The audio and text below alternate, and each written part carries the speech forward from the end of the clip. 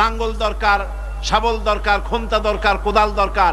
এই লোহার দাম কেউ আল্লাহ পাক এত লোহা বেশি দিয়েছেন যার জন্য লোহার দাম কম। সোনা কম দিয়েছেন যেহেতু সোনার প্রয়োজনীয়তা কম, লোহার প্রয়োজনীয়তা বেশি, এই জন্য লোহা বেশি দিয়েছেন, দামটা কমে গেছে, যার জন্য আপনার আমার জন্য কিনে ব্যবহারটা সহজ হয়েছে। কথা ঠিক কিনা বন্ধুগণ? আল্লাহ রাব্বুল আলামিন এইভাবে করে মানুষের রুবুবিয়াতটা, আল্লাহ পাকের রুবুবিয়াত হচ্ছে তিনি মানুষকে সুন্দর করে সৃষ্টি করে যা কিছু প্রয়োজন সবকিছু খাওয়াচ্ছেন, দিচ্ছেন। সে আল্লাহ পাক প্রশ্ন করছেন, কুল মান ইয়ারযুকুকুম মিনাস সামাই ওয়াল আরদ আম্মান ইয়ামলিকুস সামআ ওয়াল আবসারা ওয়া মান ইয়াখরুজুল হাইয়্যা মিনাল মাইয়িতি ওয়া ইউখরিজুল মাইয়িতা মিনাল হাইয়্য। আকাশের প্রশস্ত বুক থেকে এবং জমিনের এই প্রশস্ত বুক থেকে কে রিজিক তোমাদের খাদ্যকে উৎপাদন করে? কে নির্জীব থেকে সজীবকে বের করেন? আর কে সজীবকে নির্জীবে পরিণত করেন? তিনি কে? তিনি হচ্ছেন আল্লাহ পাক। আল্লাহ পাক বলছেন এই প্রশ্ন যদি তাদেরকে করা হয় তো তারা কি বলবে?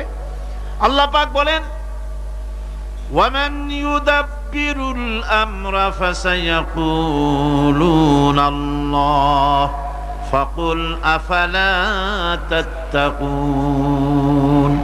হে নবী, এদেরকে প্রশ্ন করুন।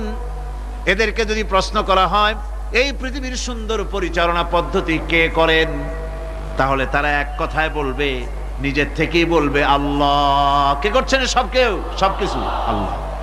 আল্লাহ পাক বলেন, নবী তাহলে তাদেরকে বলেন, এ কথা জানার পর, এ কথা বোঝার পরেও কেন তারা ঔদাসীন্যতা দেখাচ্ছে?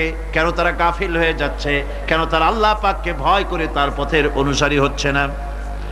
যে আল্লাহ রাব্বুল আলামিন এত কিছু করছেন, তিনি তার পরিচয় সম্পর্কে বলে দিচ্ছেন, ফাযালিকুমুল্লাহু রাব্বুকুমুল হক ফামাযা বা'দাল হক ইল্লাদ দালাল। নিশ্চয়ই এসবের মূলে রয়েছেন তোমাদের রব, আমাদের আল্লাহ, আমাদের রব। সুতরাং উজ্জ্বল সত্য প্রকাশিত হওয়ার পর গোমরাহি ছাড়া আর কিছুই বাকি থাকে না। সুতরাং যারা সত্যের পথের অনুসরণ করতে চায়, রবকে চিনতে হবে, আল্লাহ পাককে জানতে হবে এবং তাকে অনুসরণ করতে হবে, তাকে রব হিসাবে চিনতে হবে। আমার বন্ধুগণ, এটা হচ্ছে সেই রুবুবিয়াত ইলাহি যার দিকে হযরত মূসা আলাইহিস সালাম ইঙ্গিত করেছিলেন ফিরআউন যখন তাকে প্রশ্ন করেছিলেন, ফামান রাব্বুকুমা